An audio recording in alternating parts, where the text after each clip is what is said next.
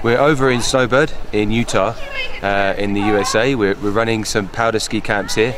We've been wanting to go to Snowbird for a long time, bring our academy clients here, mainly because of the feedback we've received off skiers just over the last 10 years saying, you know, you've got to check out the terrain. Snowbird's got awesome, vertical drop. It's got awesome steepness, and that's kind of what this week is for a lot of skiers. It's a steep ski camp.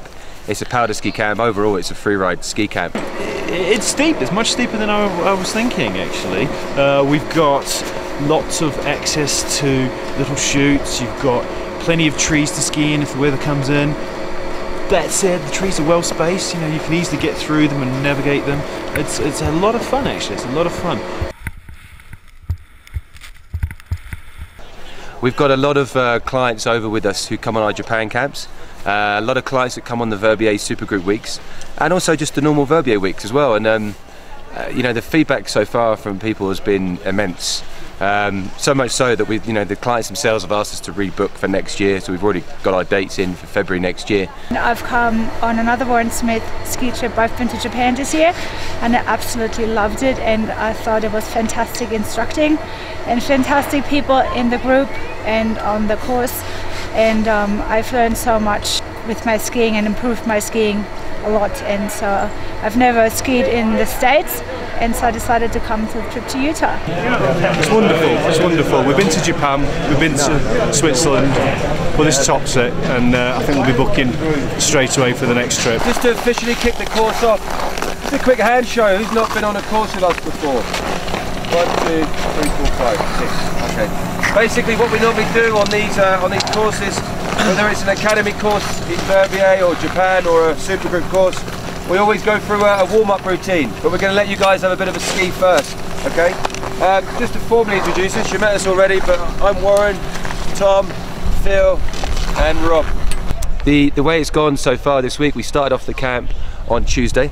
We're on day 3 of the camp today. This is Thursday. We did video analysis yesterday, which is the Wednesday. That's good. So that's your stronger turn edge to the right, and to the left as you're coming through. Just watch it in slow-mo as you make your turn. Go to get the turn initiated. Just there, as Phil was saying, the knees are coming towards each other at the end of your right-hand turn, and it's a slight squat. It's just putting your balance. That squash. But I don't plug my ball. Good observation. Really good observation. The snow that we've actually got in Utah is kind of like the Japan snow. You know, we go to Japan particularly to try and get this really light powder. And again, through feedback from many skiers that we trust the opinion of, they said get to Utah. It's the only place in the States that you're going to find that really light Japan powder. And to be honest with you, when you combine the powder that we've got here, and the steepness and the gradient and the terrain they've got, it's just like a playground. It's like a free ride playground.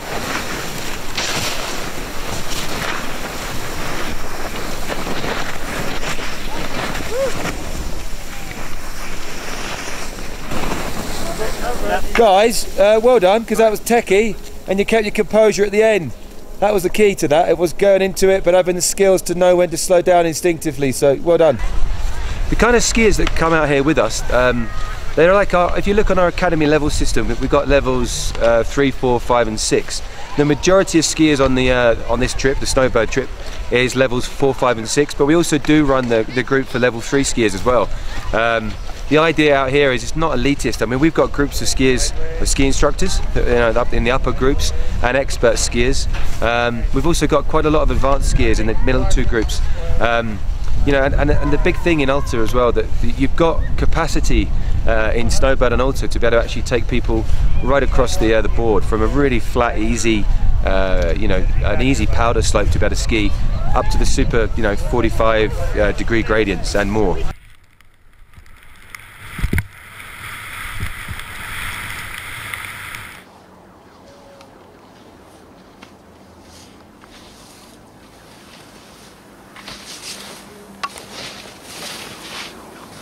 It's been an amazing experience so far. We've got access to incredible terrain. There's the American Fork Twin Peaks just over there, you can see. We've been traversing in underneath that and having a pretty good time of it. Over there is Gad Valley, you can see that.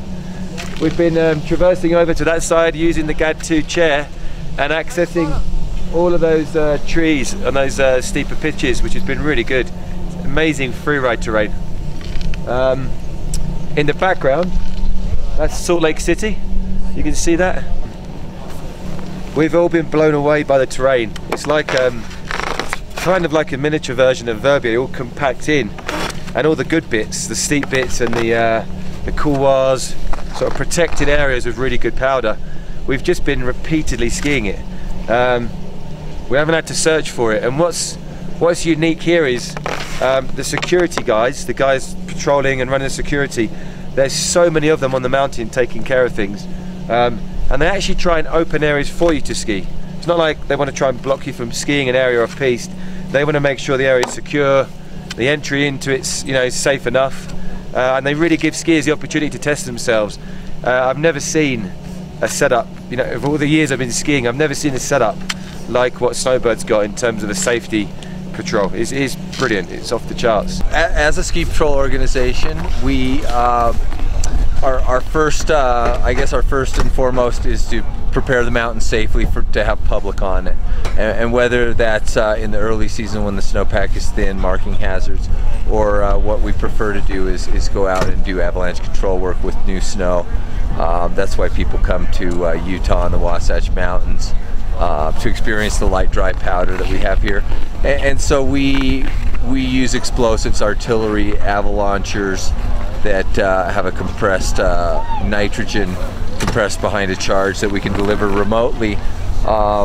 These different types of explosives to our slopes within and on the periphery of the ski area boundary to test them and therefore make an evaluation whether we're going to have those slopes open or not. So during times of avalanche hazard and increasing hazard, we're able to, if we can keep an area open and skied, we may be able to keep that hazard reduced to a manageable level and have the entire ski area or good portions of it open during storm periods.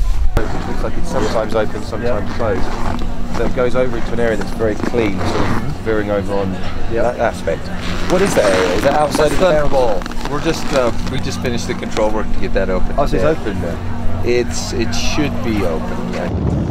So we're just standing at the top of one of the gates in Mineral Basin here in Snowbird.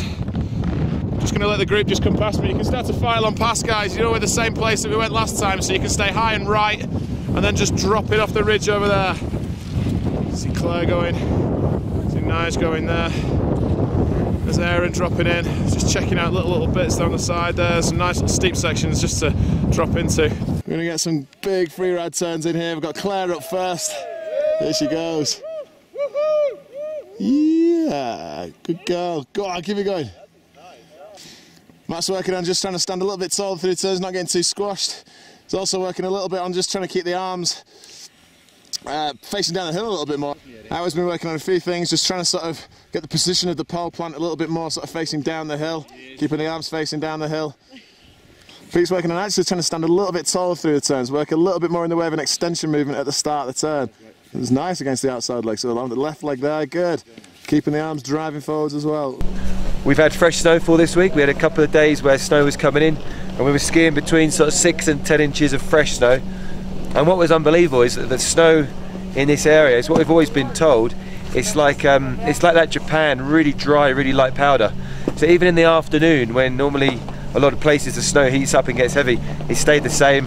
We came out the next day and it was the same, really fluffy light powder. So yeah, that's what the area is like. This is where we access the bottom from. This is the big Snowbird tram. Our hotel, the Cliff Lodge Hotel, is just at the bottom of this tram, so we can sort of ski in, ski out. It's quite a famous lift there. You get a really good safety message of the guy when you arrive, just talking through about what to do, what to look out for. I don't think you'd find that in Europe, to be honest with you. All major runs on the mountain are open. The easier routes from Hidden Peak to the bottom of the tram is marked with the blue trail markers beginning on Upper Chips Run. The easier route from Hidden Peak to the bottom of Mineral Basin is marked with the green trail markers beginning on Upper Lupine Loop. They are both designated as slow skiing, riding, and no jumping areas. Please be aware of the many hazards out there. Also, please observe all posted signs. People ahead of you have the right of way. It is your responsibility to avoid them. Always ski and riding patrol. If you need any further info, please check out Trail Mound, see the ski patrol here on the peak, or a mountain host. And as always, have a good one. Thank you.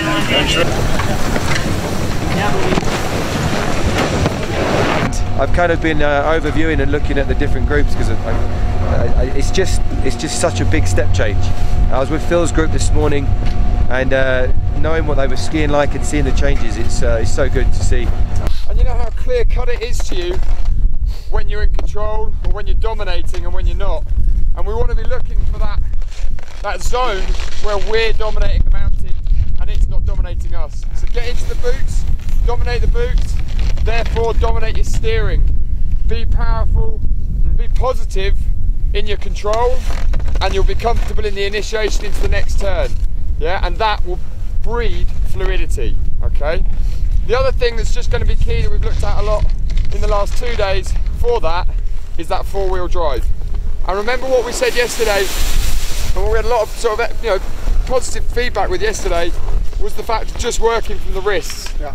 That arm drop is a split second where you could be back here and a second longer in the back seat than having that pole just at the ready to just pull you back out of the back seat. Okay?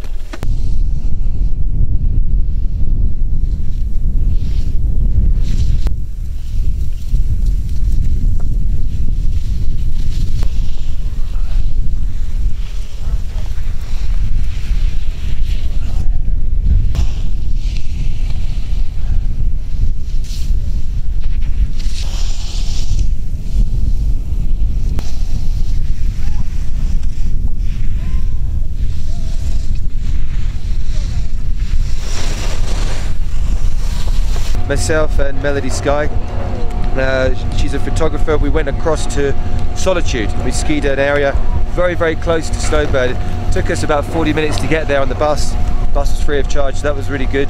And we went over there, and it was, as the name suggested, it was empty.